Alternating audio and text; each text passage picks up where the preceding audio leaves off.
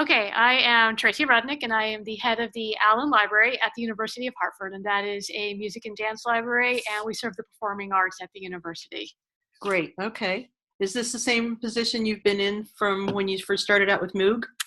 No, it's one in a long string.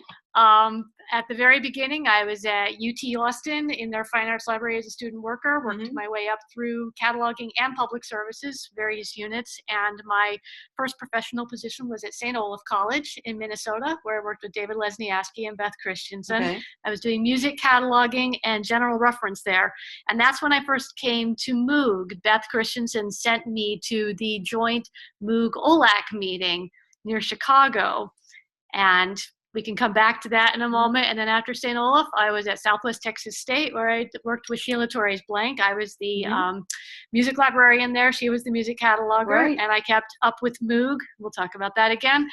And after that, University of Connecticut, in Storrs, Connecticut for 11 years, and then the University of Hartford. At UConn, I was the music and dramatic arts librarian and the head of the music and dramatic arts library. Great. Wonderful. And I'm Ruthann McTyre, and I'm presently the music library director at Yale University in the Irving S. Gilmore Music Library. I, too, have bounced around the country like Tracey. I started my career at UNC Chapel Hill as the public services librarian and heard about MOUG, started learning about MOUG.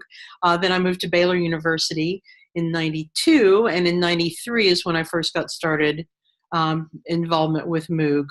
After Baylor, I went to the University of Iowa for a number of years, and now I'm here, and I've been here for 4 years, starting my 5th year. All right. Great. Great. So the question is, what have been your MOUG activities? Actually, I'm going to ask about how did you get involved with MOUG? Okay. How did you come about to that?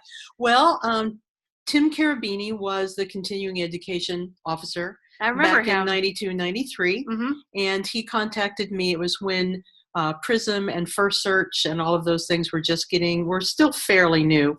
And so he asked me to come and do a presentation as a reference librarian from my perspectives on how the products worked, what the problems were, issues around user education, things like that. So I came to the San Francisco meeting in 1993 and did a paper on that. And I was really amused to go back and find the paper in the MOUG newsletter following that conference, and how things have changed in terms of technology and how we approach searching. Back then you had to buy a block of searches for search. You could get document delivery. That was a new thing, but it would come to you 24 hours later, either as a fax or overnight mail. If you wanted to pay $10.50, I think you could get quick mail access that way. So just things have changed so much. But that got me hooked on MOUG, because I realized it was a great place to meet a lot of people that my paths wouldn't necessarily cross at MLA, because I was in the public services end as opposed to the cataloging end of things. So that really got me hooked on the association when I was still just a young whippersnapper. How about you? All right. So I was at St. Olaf College, and my first professional gig, that was a temporary 1-year sabbatical replacement position for David Lesniewski doing music cataloging, and Beth Christensen wanted to send me to that joint MOUG OLAC meeting, and she had told me how much I would learn and how she had been a member of MOUG and how she still had a fond spot for it in her heart, and she wanted me to experience the same thing, which I find myself now doing with my staff. Even though I can't get to all the MOUG meetings, I want them to have that experience too, so I get them out there. But I went, and it was an amazing meeting, running into people doing what I was doing. They could talk the talk, personable. They were so welcoming at that meeting. That really struck me, especially compared to some other professional meetings that I had been at. And I was learning so much and sucking it all up. I had learned a great deal from Judy Wiedow at the University of Texas at Austin, but I still had a lot to learn. There's only so much you can learn when you're a library school student. And so I went, and one of my early workshops was with Mickey Koth, who I've just spent a little time with an hour ago. So it's funny how this works. And I was writing down everything she was saying, and she kept holding up a sign that said, "Don't agonize." And even now, I still remind my own staff of that and remind myself. And that was really nice. A few years later, I did become MOUG chair, and she earned MOUG's Distinguished Service Award, and I was the person who got to present that award board. Oh, neat. And that was very meaningful to have that come full circle. Sure, right. All the way around. And the same thing was when I was MOUG chair, we held another joint MOUG OLAC meeting, Cleveland. And at that was my second time to be at a joint meeting. And this time I was there as chair of MOUG after my very first professional meeting. And then I went back as chair Oh my gosh. and got to speak in front of Isn't that everyone. cool? That's great. I didn't realize that. So that was nice. Yeah. And so coming back to that, anyway, we went to that, and then I started coming to MOUG meetings regularly. Even though I wasn't doing music cataloging anymore, I'd moved to music librarian position, but I really wanted to keep up the music cataloging skills. To me, music cataloging is essential to understanding how your catalog works and being able to articulate to your systems librarians things that it needs to be able to do. And, I wanted to catalog still, but I wasn't. And I kept going, and MOUG had a strong public service component. And actually, you were the reason it was there, and you were the one who drew me in and kept me coming as well. You were giving the talks, and I think I did go back and read your paper in the newsletter when I delved back in. And so I got drawn into the first search presentations and the writing them up and doing my own testing. So I basically picked up the banner that you were carrying. And so that was rewarding, and it just goes on and on from there. It was really fun to see how the whole reference product side of MOUG grew. I think out of those early days with a lot of people involved in all of that. At one point when Ralph Popakian was chair, because after I did that paper, then I became the public services coordinator. But did you do that job later? I did do that job. It was originally, it was some sort of it was a first search committee of some kind, and you were the public services coordinator, and then it changed to reference services committee at some point. Right, and Ralph actually appointed a group. Let me look at my notes here. It was the Reference Products Interest Group, and that would have been in 95. And the committee, and it was especially to look at RILM because that was supposed to be coming on fairly soon. The committee was myself, Leslie Bennett, Bona Betcher, Holly Bourne, who is now Holling-Smith Bourne, Alan Green, Laura Gale Green, Marty Jenkins, and Phil Vandermeer. So it was a really interesting group to be on. And that was sort of the beginning of the committee aspect of it, which was wonderful to see take off and grow the way it has over the years. Yes, and one of the nice things about that is we had direct access to some of the OCLC reps. Later, Deb Bendig was the big person we worked with, but there were some others before that, and we were able to get some changes made to the interfaces that did make them much more music-friendly. We didn't get everything that we wanted, but we made a fair amount of progress. Yeah, that's interesting, isn't it? Because after I read that paper in 93 and became the public services coordinator, I was in contact with people at OCLC because at that time in 93, there were, in contents first and articles first, there were 11,000 journals included. 44 of them were music titles. So we were able to actually add a dozen more. It took some convincing, but, like we were talking earlier over lunch, you did what you could. With, you presented your case, and then OCLC did what they could and helped us out as much as they could. So it's interesting to go back and look and see all of that and how it grew. All right. Good. Yep. So my other MOUG activities then, after I stepped down for a little bit after being the public services person, and then I followed Jean Harden as the chair of MOUG. And when I agreed to serve, I was telling my husband that I was going to stand for election, and he kept saying, "Do they know that you don't know how to catalog?" It's like, shh. No, they don't. So it's like, well, but they probably knew in their hearts. But I knew that I loved catalogers and appreciated what they did, and I learned so much from them. So it was kind of a fun thing. I kept saying, if they ever find out that I've cataloged officially maybe one thing since library school, I might get run out of town on a rail, but I didn't, so that's good. But that was a fun activity, and during my term, when I was going back and looking at the newsletter articles, we gave Kay Burnett the first Distinguished Service Award. I recall I was there. Yeah, that was a wonderful, wonderful, exciting time. And then Judy Wiedow after that also. And that was, anytime Judy Wiedow stood up, I always was just, everybody smiled. She's so much fun.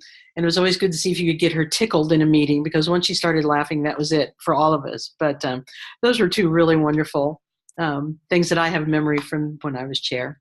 Okay. Right.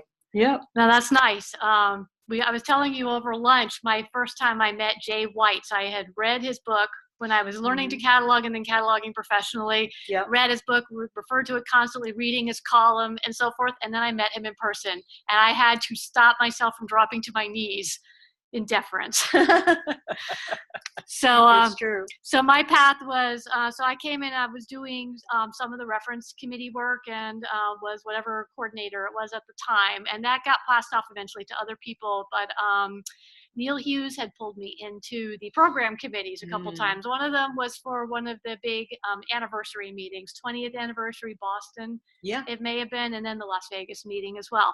And that was very rewarding and exciting to participate in. And I was so excited at the time that people wanted to hear from the new people. Right. And I remember that was one of the things about MOUG, is not only are these all people to talk to help teach me and to commiserate with, or I would make a list of problems and bring them with me to the meeting. How are you handling this? That you could talk to anybody in MOUG. You could talk to the important people. Yes, you could. And that was really nice. But that they wanted our input on these meetings. And that was exciting to be able to affect change from the very beginning. And I've always considered MOUG to be an incubator of leadership. Oh, that's a good way to describe it. So, or it's a place where people can participate, where it makes sense for them professionally. Right. And I always loved how it was just practical on a day-to-day level. Whatever we were talking about, and in small groups, small approachable groups. But yes, what else did I do on there? I did program committee, and then I did get pulled into the MOUG board. I did get nominated for chair, and was elected. So did that round. And those were the years where some of the accounting practices had been changed to have a little bit more both transparency and knowing exactly where the money was going, and keeping the budget in the black always, but also pushing through the 501c3 application. That's a big thing. Neil Hughes and others had started that. Karen Little was leading that process, and then it passed on to other people. And then I was on a small group that finally pushed it through. And then Steve Lutman was, I think, the last person to have his touches on it. Oh, I bet so. Before it got pushed through and approved. I think with our very first try, actually. A lot of care went into that. And I think it has paid off ultimately in terms of the fundraising they've been able to do because of that. That then I hope helps support the mission and gets new people coming in and keeping that moving. It's so important, isn't it? So it's very important. And I was looking at the mission, and it seems like the mission is still very much the same. And there's a question coming up later, what has changed? But the fundamental mission remains the same in terms of education and support. Right. Exactly. So true. All right. What else is there to ask here? Okay. Other activities involvements. Do you have other things to say about yours? Oh gosh. Let me look at my notes. One of the things that I did forget until I went back and looked at the newsletter again, up until the time I was chair, we realized that MOUG had never actually had to pay or never did pay MLA for the convention space. Okay. So I actually ended up costing the association about an extra $1,000 a year. Yes. But it seemed like an appropriate thing to do. We started donating $1,000 to the convention budget or to MLA every year to help pay for the space, which I think was a really good thing to do because it seemed reasonable to me. Right, because they were helping planning the convention for both associations. So, so sorry about that, MOUG. But otherwise, let's see. It looks like I was a town meeting moderator in Arlington, Virginia, and I honestly can't remember the topic. But one of the fun things during my term, there were actually 2 Ruthanns on the board. How often are there ever 2 Ruthanns even like in the same building, let alone at the same board meeting? So we had a lot of fun with that. Ruth Inman, who was the treasurer at the time. So yeah, that was mostly my involvement. And I used to love and come and just sit in the meetings and pop in from time to time because I generally try to get to the conference a day early just to kind of chill for a day. But for the MLA conference. But it's always fun to go back and sit in on MOUG sessions from time to time or hear what's going on. Sure. Because it is such a special association, I would agree. And I love looking at the program. And the last few years, I've not been able to attend the meetings only because I've had conflicts. But again, I'm really happy for my newer staff to have that opportunity to make that their own meeting and to gain that independence. So that's not a completely bad thing. Exactly. Well, we were talking earlier about the fact that it really, both of us, as we served our terms as chair, we sort of found out a lot about ourselves in a leadership position like that. So it's like you said, it's a great incubator for developing leadership skills in any capacity. within the organization, I think. Agreed. Mm-hmm. All right. Let's see what other questions that we have here. What changes have you seen in MOUG over the years? Oh gosh, just of course the move to encompass more of the reference products, and I love what work Nara Newcomer and her group have been doing lately, and it's such a strong.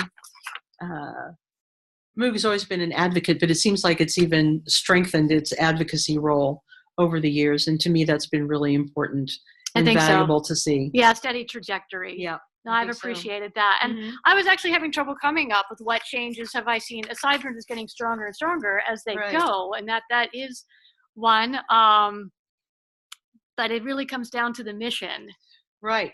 And as long as they keep that core, and I look at the people who are going and what they're getting out of it and what people tell me about it, and I still feel like it's fulfilling that function of all those years ago. Yeah, I support agree. For people trying to do what they're doing. And that is to make it easier to access music in one way or another. That's right. And I think MOUG has kept evolving to keep up with that. The programs seem to be evolving to keep up with that. So I'm really happy about that. Yeah, me too. All right, good. All right. Job. That's right. All right. This is a question that wasn't asked, but can you recall some of the issues that the MOUG board was dealing with at the time, or some of the things that stick out, or you look back and say, oh yes, that? I'm going to be really kind of empty-headed on that one, but I can tell you one of the hot topics when we were at the board meeting at Jay Weitz's house, and I only remember because Steve Lutman and Mark Scharf were on the board at the time, and it was in like when RDA was just a glimmer in somebody's eye, probably. But we were at dinner one night and at a lovely restaurant, and I was sitting next to Jay's wife, and I said, do you want to see something really fun? She's like, sure. And I said, so Ferber. And I looked at Steve and Mark. So what do you guys think of Ferber? And then we sat back and just listened for about an hour on a wonderfully heated and entertaining discussion. But I learned so much about Ferber at that time. So that's the one hot topic that pops up in my mind. So how about you? Yeah, I was looking back over the notes because I couldn't remember a thing. We were so busy. Yes. But everything got written down. We had such detailed minutes, and I kept a lot of notes on everything. But it was a lot of time a transition in terms of functioning electronically. It was during those years. Now, with these things, whenever you're on a board, you pick up things that other people started, you carry them forward, and then you start things and other people finish them. It's very hard to actually start and finish something by yourself. So nobody gets to take sole credit for anything, really. Yep. But e-voting came into being during that time. I think we actually did it before MLA, and MLA had looked at our method, perhaps, because I remember somebody reaching out. It might have been you, actually. You're right. Oh, yeah, I'd forgotten about that. Yeah, so Alan Ringwood was central to that, but there were some others before and after as well. Let's see, the newsletters were just getting online at that time. They had just started to put them up. And there were questions about how far back do you go to let, or how close to the recent publication to keep them free. Indexing, OCRing some of them because they had been scanned. Some were born digital, but some were not. So there were all sorts of questions there. PayPal was just starting to come into conversation at that time. We worked closely with AR. To get, let's see, that would have been Jim Zakovich at the time. And we were working closely with them to try to get the conference registration rolled into MLA's conference registration. And then there were questions about how does money transfer and at what point do we cut it off and what happens, what does it mean, all of that. So it's just a lot of the behind the scenes processes, which of course you take for granted now. This is how it should be. Sure. But it wasn't like that at the time. Oh, yeah, exactly. Well, just even looking back at the old first search things and how archaic, and I ran across somebody talking about, I got a diskette from Tam Dalrymple at OCLC. It's like, wow, diskettes. I remember those, Yeah, so. And I'll cut ahead to a favorite memory because that question is coming up. One of my favorite memories was going to OCLC when we were on the board, the mothership. And looking in the big room of servers and mainframes, and it was largely empty because they're mostly gone. This huge controlled room with a few. That's right. Left. It's true. I'd forgotten about that. That was wonderful. So and Steve Lutman could name all the flags in the big reception hall that they have all the flags for everyone participating in OCLC. Oh my gosh. And there are all sorts of rules they have to follow for how flags are hung, and no one can be higher than another. And now they're running out of room, and that's a problem. And Steve was sitting there naming them all. So that's Steve. Yes, that is Steve. Okay. Right. Yeah, there were a lot of other things happening. I got onto the board. It was either during or after. No, it was during, right after 9/11. I was on before 9/11. And then 9/11 happened, and that changed a whole lot of banking regulations. Yes, it would have done. And so Deb Morris was one of the chief people dealing with all sorts of things that were changing at that time. So there's all this work that went on behind the scenes. You know, I was always very conscious of what's the mission and how are we carrying it out. But this other work had to be done. There's all the day-to-day administrative stuff that. Right. And so that was a little bit of a surprise. You know what you're getting into. You read the manual, but that's not the same as actually diving in. Exactly. And you never know what's going to pop up from day to day. Right. So and a lot of people, and I think one of the nice things about the board at the time was nobody was really in it alone.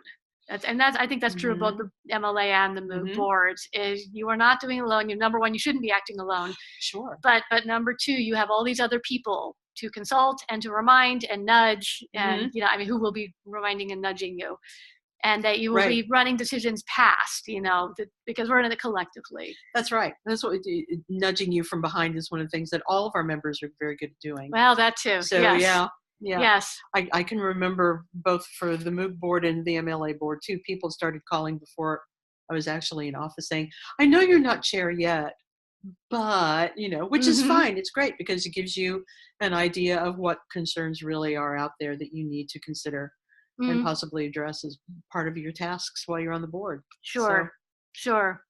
Yeah, I remember at this time, you mentioned Ferber already. What were the big things being talked about? And I don't think there's ever been a time when we weren't talking about the public service interfaces. Yes, because there's always something new coming, and there's always something that has to be fixed.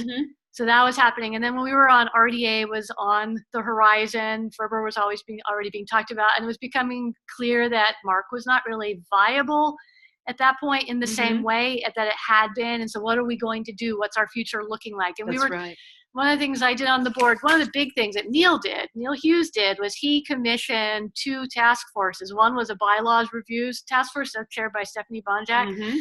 And the other one was a mission review. Were we meeting the mission? What is the mission? And Joseph Hafner was chairing that and produced a report. And that actually became the guiding document for my term as chair. Really? That every meeting we would just look at that and say, how are we doing? For what that task force recommended, we had guideposts on that. And so one of the big ones was strengthen relationships with OCLC, and not just, pie in the sky things. He didn't say this. This is something that the board came up with, but, really practical things. Yep. And so we started meeting with actual OCLC members when we had our summer meetings in Columbus. Did you? Every year. It wasn't just a tour of OCLC. It was a let's talk with people who actually have input into design and big picture processes. And so we did have a meeting with Jay Jordan. Oh, that's great. I presume they had others. I'm sure they did. And that reminds me, Mark Scharf followed me as chair. And he was, I think, the chair between us, probably. Yeah, he came after you, and then Neil, and then me. Okay. And he was going to the OCLC. That's right. He started doing that when... What became Global Council. It was called something else before that. And I thought that was brilliant that he wanted to do that. And Neil went to some, and I went to some. Those were incredibly helpful for, again, guiding what are some of our decisions to ensure we're meeting the mission and not just taking care of the nuts and bolts. Right. Because that's a trick. You can get caught up in sure the administration. Yeah. That's very true. So that was a really nice precedent that he set with that. It was. And it gave something to bring back to the board. So what else? So what was your favorite MOUG memory? Or memories. I have so many memories, and most of them are just a little too personal to share, probably. Let me see if I find any. Well, I already told you actually my favorite memory. And that was the one when I went back to the joint MOUG-OLAC meeting, or OLAC-MOUG meeting, actually. Oh, right. And for the second time, and I came back as a leader. Yes. And to stand in front of people was just really powerful. And I joked about how my first meeting, they had served tiramisu at the luncheon. It was my first tiramisu experience. And I told them about that, and then I had to clarify the dessert. Right. As opposed to other. Right. Yeah, so that was good. And I ran into people I'd met in my very first meeting. And so it was just a nice circle for me. But, and I told you that Mickey's award, again, coming full circle, was really nice. But walking into those meetings, you know, is back then MOUG would have those LC meetings at night and reports. Yes. Yeah, so that was a long meeting. But then they would have an afterglow reception. Yes. And that was always the best night. Wasn't it? It was the best conversations with people. There was just a certain feel to it, and just small group. And it was, it was always a nice way to cap that meeting, but also to kind of get ready for the onslaught to come. Yes, starting on Wednesday. Right? And I always had a long list of questions to start asking people. Sure. You know, it wasn't just a hanging around, let's socialize. It was I'm here to figure out how to do some things. Yeah. Exactly. And that was nice. So what about you? What is one of your favorites? Well, one of my favorites was always when I was on the board was Ernie the Wonder Dog. Okay. At Jay's house. He would sit under the table. And yes, I remember. Okay. You could always reach down and, you know, scratch Ernie on the head. Mm-hmm. So that was always nice to have a therapy dog in the room. Mm-hmm. Laura Gail Green, one of her conferences that she planned must have been Las Vegas, and she did creative name tags for several people. Okay. And one of them was Steve the Shaft Wright, for, you know, like Shaft to the movie.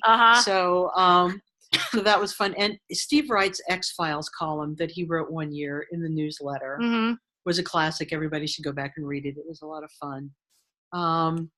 But I think the whole Ferber conversation with Steve Letman and Mark Sharp was really one of my all-time favorites because, like I said, it was entertaining, but I learned so much while I was sitting there listening to the two of them, and to hear perspectives from both sides of the table was always an important thing. But and also, you know, back when I first started learning that Ralph Papakian really was a very nice man. I remember being terrified of most of the leaders in both MOUG and MLA when I was younger. Yes. And then when you discover that they're really just nice people who have their best intentions for our association, for the younger people in the profession. And I also have a memory of Steve Wright sitting in my periphery at some session where I was presenting. And he had that wonderful Steve Wright look on his face, like, oh no, what's he going to ask me? You know? Yeah. And I know that look. Yeah, it was always a very thoughtful and good question. It was like, I would start to kind of sweat and go, oh no, Steve Wright's going to ask me a question. But I also loved his Bart Simpson tie, which he wore, which is always very cheerful. But you know, just being in the room with all those people was really so invaluable, and so many friendships were forged. And like I said, I got to know a lot of catalogers personally as friends that I just never would have had the opportunity to do otherwise. No, that is very true, because once you're at the MLA meetings, if you're public services, you have so many meetings you have to be at. And that's even before you've taken on the committee work and other things. And, and something you said reminded me of one of my favorite feelings of MOUG was being in the rooms and listening to people, not just present, but the questions that were coming up were the kind of questions I had. Is like, yes, I don't have to do all the asking. That's right. The way you do at your own institution. You're often the only advocate for something. And to be in a room where there are other people helping do it was extremely empowering and even exciting. It was exciting. Yes, it was. Right. That's very true. All right. Cool. Well, gosh, anything else? I'm sure we will think of other things. I'm sure we probably will. The moment would. we hit the pause button. Exactly. Well, thank you for the opportunity to interview you. Thank you as well. Well, you're welcome. Bye.